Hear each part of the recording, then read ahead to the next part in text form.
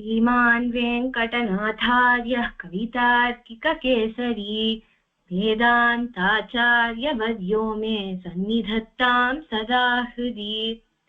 அடியன் நமஸ்காரம். ஜெய ஜெய ஸ்ரீ சுதர்ஷனம்.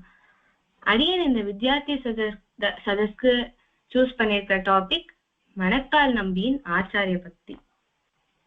மணக்கால் நம்பியோட அவதார ஸ்லோகம்: மாகே மகாயாம் சம்பூதம் ஸ்ரீரங்கநகராந்திகே குமுதாம்சம் ராமமிஸ்ரம் உபாசேஹம் ஜகத்குரும். ஸ்ரீ மணக்கால் நம்பி விரோதிகிருத் வருஷத்துல மாசி மாசம் மக நட்சத்திரத்துல அவதரிச்சார். அவர் ஸ்ரீரங்கத்துக்கு பக்கத்துல மணக்கால் அப்படின்ற அக்ரஹாரத்துல அவதரிச்சார். அதனாலேயே சுவாமிக்கு மணக்கால் நம்பி அப்படின்ற திருநாமம். இவருக்கு இட்ட பெயர் ஸ்ரீ ராமமிஸ்ரர். இவர் உய்யக்கொண்டாரோட பிரதான சிஷ்யர்.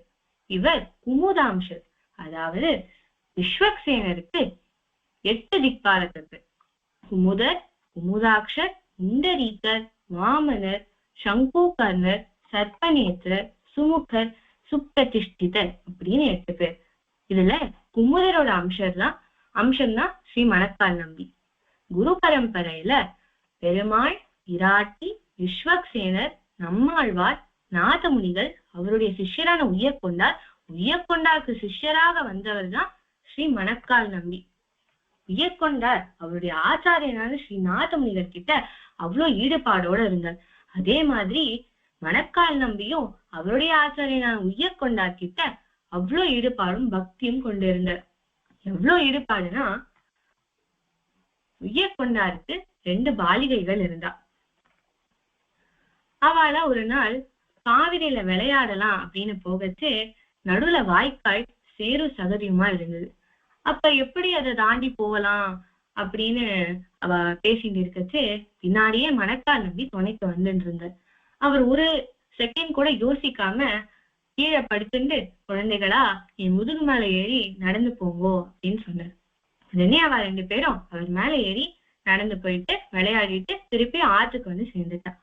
வந்தோடனே உய்யக்கொண்டார் கேட்டார், குழந்தைகளா போற வழியில சேரா இருந்திருக்குமே, எப்படி நீங்களா சேராகாம வந்தேல் அப்படின்னு கேட்க அவ சொன்னா, இந்த மாதிரி ராமமிஸ்ரர் கீழே படுத்துட்ட, நான் அவ மேல ஏறி போயிட்டு வந்துட்டோம் அப்படின்னு சொல்ல பின்னாடியே மணக்கால் நம்பி வந்தார். உய்யக்கொண்டார் ரொம்ப உகந்து ஆலிங்கனம் பண்ணிட்டார். சொன்னார், நான் உனக்கு சர்வோத்தமமான ஒரு நன்மையை செய்யணும்னு நினைக்கிறேன்ப்பா, துவயமந்திரத்தை உபதேசம் செய்யறேன் அப்படின்னு சொல்லி துவயமந்திரத்தை அர்த்தத்தோட உபதேசம் செஞ்சார். மணக்கால் நம்பியோட சிஷ்ய கோஷ்டி ஆளவந்தார், தெய்வத்துக்கரசு நம்பி, ஓமடத்து திருவெண்ணகரப்பன், திருப்புள்ளூர் ஆவுடைய பிள்ளை, ஆச்சி அப்படின்னு 5 பேர். இதுல பிரதான சிஷ்யர் தான் ஆளவந்தார். ஸ்ரீமன் நாதமுனிகள் தனக்கு ஒரு பௌத்திரன் பிறக்க போறாருன்னு எதிர்பார்த்துட்டு இருக்கார்.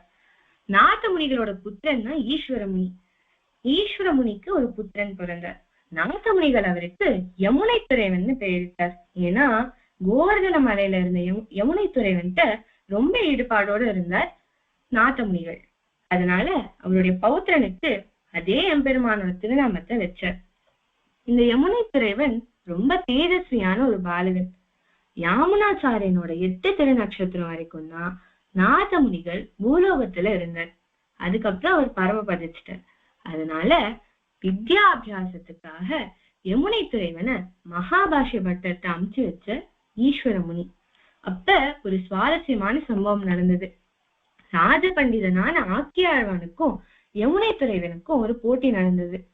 அந்த நாட்டு ராணி யாமுனனை பார்த்து சொல்றா, இந்த குழந்தைதான் ஜெயிப்பான் அப்படின்னு. ராஜா சொல்ற, இல்ல ஆக்கியாழ்வான்ட்ட அவன் நல்லா மாட்டின்ட்டான் அப்படின்னு.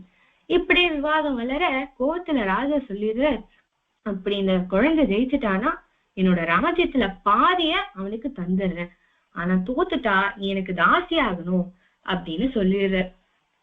யாமுனனும் போட்டியில ஜெயிச்சுட்டான். ராணி ஓடி வந்து ஆலிங்கனம் பண்ணிட்டு, என்னை ஆள வந்தீரோ அப்படின்னு கூப்பிட்டாலாம். அதனால அன்னிலேருந்து இவருக்கு ஆளவந்தார் அப்படின்ற திருநாமம் வந்தது. ராஜாவும் ஆளவந்தாருக்கு பாதி ராஜ்யத்தை கொடுத்துடுறார். ராஜாவா ஆளவந்தார் ராஜ்யத்தை ஆண்டு வர. அவருக்கு விவாகம் ஆகி 4 புத்திரர்கள் இருக்கா. இந்த வைபவத்தை எல்லாம் மணக்கால் நம்பி பார்த்துட்டு வர ஸ்ரீமன் நாதமுனிகள் உய்யக்கொண்டார் கிட்ட தன்னுடைய பௌத்திரனுக்கு உபதேசம் செய்யணும்னு சொன்னார். ஆனா உய்யக்கொண்டாரோட காலமும் முடிஞ்சிட்டு, அதனால இந்த பொறுப்பு அவருடைய சிஷ்யரான மணக்கால் நம்பிக்கிட்ட ஒப்படைக்கப்பட்டது. சமயம் வரும்போது ராஜாவா இருக்கிற ஆளவந்தார திருப்பி சம்பிரதாய விஷயத்துக்கு இழுக்கணும் அப்படின்னு காத்துட்டு இருக்கார் மணக்கால் நம்பி. ஒரு நாள் மணக்கால் நம்பி ஆளவந்தார பார்க்க போனார். வெறும் கையா ராஜாவை பார்க்க முடியாதுல்ல, அதனால ஒரு கட்டு தூதுவளங்கீரையை எடுத்துட்டு போனார். இவ 2 பேருக்கு நடுவுல தூது போனதுனாலேயே இந்த கீரைக்கு தூதுவளங்கீரைன்னு பெயர். ஆனா அரண்மனைக்குள்ள துவாரபாலகர்கள் மணக்கால் நம்பி உள்ள விடல. அதனால இவர் பின்பக்கமா மடப்பைடிக்குள்ள நுழைஞ்சிட்டார். அங்க இருந்த ஒரு தளிகை பண்றவா கிட்ட தூதுவளங்கீரையை கொடுத்தார். அவளும், ஆமா, எங்க ராஜாக்கு இந்த கீரைனா ரொம்ப பிடிக்கும் அப்படின்னு வாங்கி அதை தளிகை பண்ணி போட்டா. ஆளவந்தாரும் ரொம்ப உகந்து அதை போதிச்சார். இதே மாதிரி 6 மாசம் மணக்கால் நம்பி கீரையை எடுத்துட்டு வந்து தினம் கொடுத்துட்டு இருந்தார். ஆளவந்தாரும் சௌக்கியமா சாப்பிட்டுட்டு அதை பத்தி விசாரிக்கவே இல்லை. சரி, நிறுத்தி பார்க்கலாம், இப்பயாவது கேள்வி வருதா அப்படின்னு மணக்கால் நம்பி ஒரு 3 நாள் கீரை கொடுக்கறது நிறுத்திட்டார்.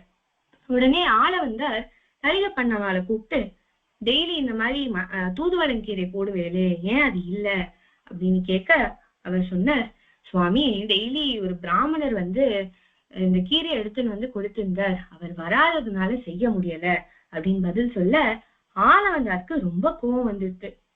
இந்த மாதிரி யாராவது ராஜாவுக்கு உபகாரம் பண்றானா ஏதாவது அபேட்சை இருக்கலாம், ஏதாவது எதிர்பார்த்துட்டு பண்ணலாம், அதுவும் பிராமணர்னு வேற சொல்றாளே அப்படின்னு ரொம்ப கோவப்பட்டார். உடனே உத்தரவிட்டார், அடுத்த வாட்டி அவர் வரும்போது உடனே என்கிட்ட அழைச்சுன்னு வாங்கோ அப்படின்னு. அடுத்த நாள் மணக்கால் நம்பியும் வரார். உடனே ராஜ மரியாதையோட ராஜா கிட்ட அழைச்சுன்னு போய் விட்டா. ராஜா கேட்டார், எதுக்கு இந்த மாதிரி கைங்கரியம் பண்ணிட்டு வரேல், உங்களுக்கு என்ன வேணும் அப்படின்னு கேட்டார். அதுக்கு மணக்கால் நம்பி சொன்னார், எனக்கு உங்ககிட்ட இருந்து எதுவுமே வேண்டாம், நான் உங்களுக்கு ஒண்ணு கொடுக்கதான் வந்திருக்கேன் அப்படின்னு. ராஜாக்கும் ஒண்ணுமே புரியல. என்ன அப்படின்னு கேட்டார். உங்களோட பித்ரார்ஜிதமான சொத்து ஒண்ணு என்கிட்ட இருக்கு, அது உங்களை பார்த்து பேசி ஒப்படைக்கணும், அதுக்காக தான் வந்திருக்கேன் அப்படின்னு சொன்னார். என்ன சொத்து இருந்தாலும் தானே அனுபவிச்சுட்டு போகாம, நான் ஒரு ராஜா நல்லா சௌக்கியமா இருக்கேன், எனக்கு போய் அதை கொண்டு வந்து கொடுக்கணும்னு நினைக்கிறாரே அப்படின்னு அவரோட சின்சியாரிட்டியை நினைச்சு சந்தோஷப்பட்டு சொன்னார், எதுவா இருந்தாலும் நீங்களே அனுபவிக்கலாம் அப்படின்னு. உடனே மணக்கால் நம்பி சொல்றாரு, இல்ல இல்ல, நான் அதை ஒப்படைக்கணும் அப்படின்னு சொல்ல, சரி தாங்கோ அப்படின்னு கேட்டார். அதுக்கு மணக்கால் நம்பி சொன்னார், இப்படியெல்லாம் தர முடியாது, அது உங்களை அழைச்சின்னு போய் தான் காமிக்கணும் அப்படின்னு. ராஜா நினைச்சார், சரி ஏதோ ஸ்தாவரமான சொத்து போல, லேண்ட் மாதிரி ஏதாவது இருக்கும், சரி அதான் அழைச்சின்னு போய் காமிக்கலாம் அப்படின்னு சொல்றாரு அப்படின்னு நினைச்சார். மணக்கால் நம்பி இன்னொன்னு சொல்றாரு, அது நான் உங்களை அழைச்சின்னு போய் காமிக்கிறதுக்கு முன்னாடி உங்களோட கொஞ்ச நாள் பேசி பழகணும், அதுக்கு அனுமதி தரணும் அப்படின்னு கேட்டார். ஆளவந்தாரும் சரி அப்படின்னு ஒத்துட்டார். உடனே மணக்கால் நம்பி அன்னையில இருந்து தினம் அரண்மனைக்கு வந்து ஆளவந்தாருக்கு கொஞ்சம் கொஞ்சமா பகவத் விஷயத்தெல்லாம் சொல்லி கொடுக்க ஆரம்பிச்சார். பகவத் அவதார ரகசியங்கள், பகவத் குணங்கள் அப்படின்னு எல்லாத்தையும் சொல்லி கொடுத்து சாஸ்திரங்கள் எல்லாத்தையும் புகட்டி கடைசியில ஒரு நாள் இந்த மாதிரி விஷயத்துல எல்லாம் ஆளவந்தாருக்கு ஈடுபாடு வந்திருக்கு அப்படின்னு தோணுனதுக்கு அப்புறமா ஆளவந்தாரை கூப்பிட்டு, வாங்க உங்களோட பித்ராஜித்தமான சொத்தை காமிக்கிறேன் அப்படின்னு அழைச்சின்னு போனார். அவ 2 பேரும் ஸ்ரீரங்க கஷேத்திரத்துக்கு போனா. அங்க கோயிலுக்குள்ள நேர போய் கர்ப்ப கிரகத்துக்கு பக்கத்துல நிறுத்தி பச்சை மாமலை போல் மேனி பவளவாய் கமலச்சிங்கன்னு இருக்கிற ஸ்ரீ ரங்கநாதர் காமிச்சார். இதுதான் நீ இத்தனை நாள் எழுதி நிக்கிற பித்ராஜிதமான சொத்து, இன்னைக்கு நான் உன்கிட்ட ஒப்படைக்கிறேன், இவர்தான் உன்னோட சொத்து, இவருக்கு கைங்கரியம் பண்றதுதான் உன்னோட கடமை அப்படின்னு சொல்லி காமிச்சு கொடுத்தார். ஆளவந்தார் கண்ணுல இருந்து தாறு தாரியா கண்ணீர் பெருகுது. இத்தனை நாள் இதை இழந்துட்டு இருந்தோமே அப்படின்னு ஒரு வருத்தம், இன்னைக்கு கிடைச்சதே அப்படின்ற ஆனந்தமும்.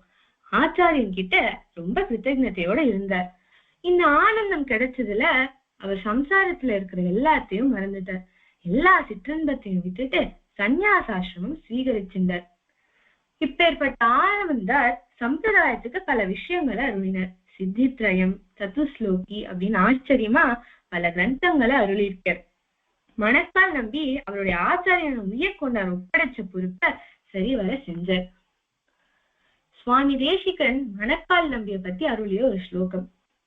அனுஜ்ஜித க்ஷமாயோகம் அபுண்யஜன பாதகம் அஸ்பிருஷ்ட மதராகம் தம் ராமம் துல்யம் உபாஸ்மஹே.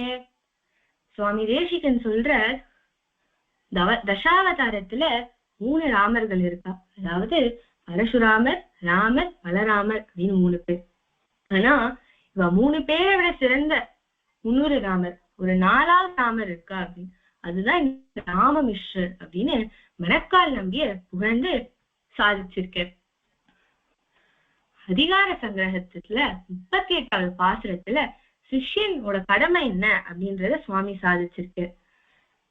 ஏற்றி மனத்தெழு ஞான விளக்கை இருளனைத்தும் மாற்றினவர்க்கொரு கைமாறு மாயனும் காணகில்லான் போற்றி உகப்பதும் உந்தியில் கொள்வதும் பொங்கு புகழ் சாற்றி வளர்ப்பதும் சற்றல்லவோ முன்னம் பெற்றதற்கே.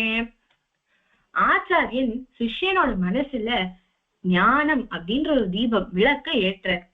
அது என்ன செய்யறது? அஜ்ஞானம் அப்படின்ற இருளை ஒழிக்கிறது.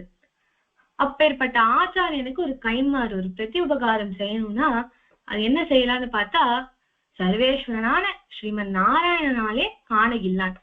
பெருமாளாலே முடியாதுன்னா நம்மளால எப்படி? இருந்தாலும் சிஷ்யர்கள் ஆச்சாரியனை போற்றி உகப்பதும், அவ மனசுல ஆச்சாரியனோட திருநாமத்தை தியானம் பண்ணி அவரோட புகழை பரப்பி மகிழ்ந்தா. ஆனா இதெல்லாம் முன்னம் பெற்றதற்கு சற்றல்லவோ, அதாவது ஆச்சாரியன் கிட்டே இருந்து அவ பெற்ற ஞானத்துக்கு இதெல்லாம் ஒண்ணுமே கிடையாது அப்படின்னு சொல்ற. இருந்தாலும் சிஷ்யர்கள் ஆச்சாரியனை புகழும். அதே மாதிரி மணக்கால் நம்பி அவருடைய ஆச்சாரியனான உயர்கொண்டார் ஒப்படைச்ச பொறுப்பை சரிவர செஞ்சார். அதே மாதிரி அவருடைய ஆச்சாரியனும் ஆச்சாரியன் சம்பந்தப்பட்டவர்கிட்டையும் ரொம்ப பக்தியுடனும் ஈடுபாடுடனும் இருந்தார். இப்ப பார்த்த இந்த 2 கதை மூலமா மணக்கால் நம்பியோட ஆச்சாரிய பக்தி நமக்கு தெரிய வருது. இப்ப ஏற்பட்ட மணக்கால் நம்பியை பத்தி பிரசன்ட் பண்ணது அடியனுக்கு பாக்கியம். இதுல ஏதாவது பிழை இருந்தா க்ஷமிக்க பிரார்த்திச்சுக்கிறேன். கவிதார்க்கிக சிம்ஹாய கல்யாண குணசாலினே ஸ்ரீமதே வெங்கடேஷாய வேதாந்த குரவே நமஹ. ஸ்ரீமதே நிகமாந்த மகாதேசிகாய நமஹ. தன்யஸ்மிரே. நன்யாசிமா ரொம்ப நல்லா பிரசன்ட் பண்ண. நிறுத்தி நிதானமா ஒரு அக்ஷரமும் புரியற மாதிரி அவனுடைய டெம்போ பேஸ் ஃபேண்டாஸ்டிக். அதே மாதிரி ஏற்றி மனத்தெழில் பாசுரத்தை அந்த இடத்துல பொருத்தி சொன்னது ரொம்ப நல்லா இருந்தது. இதுதான் இந்த சதஸனுடைய முக்கிய நோக்கமே. இதுதான் எப்படி நீங்க விஷயங்களை புரிஞ்சுட்டு அதை அப்ளை பண்றேன் அப்படிங்கிறதுதான். ஸோ அந்த பாசுரத்தை இதுக்கு சொன்னதும் நல்லா இருந்தது. அதை எக்ஸ்பிளைன் பண்ணி அது மணக்கால் நம்பி கடைபிடிச்ச அப்படிங்கறத ரிலேட் பண்ணது ரொம்ப நல்லா இருந்ததுமா. ரொம்ப சந்தோஷம். என்னுடைய சுவாமி 2 வார்த்தை சாய்ப்பேன். ரொம்ப நல்லா நரேஷன், ரொம்ப நல்லா ஸ்டேட் பேஸ்ல, not too fast, not too slow. இந்த ஸ்டோரி டெல்லிங் சில பேர் தான் நேச்சுரலா வரும். அந்த மாதிரி நேச்சுரலா gift, I think it's gift that you have.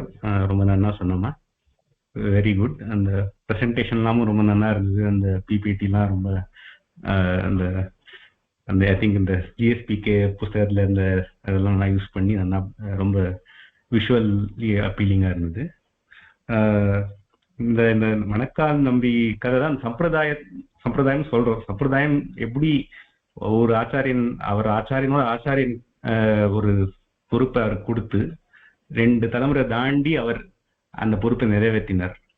நம்ம சம்பிரதாயம் தான் அதான், ஒருத்தர் நம்ம கிட்ட இருக்கிற இந்த ஞானத்தை அடுத்த தலைமுறைக்கு கொடுத்து அது அப்படியே பொக்கிஷமா ஒரு ரிலே ரேஸ் மாதிரி அது போயிட்டே இருக்கணும். அத இந்த மணக்கால் நம்பியோட இந்த கதை, இந்த சம்பிரதாய மஞ்சரிக்கு ரொம்ப ஏத்தாப்பல ஒரு கதை. இது இந்த கதையை சொன்னது ரொம்ப சந்தோஷமா இருந்ததுமா. ரொம்ப சந்தோஷம்.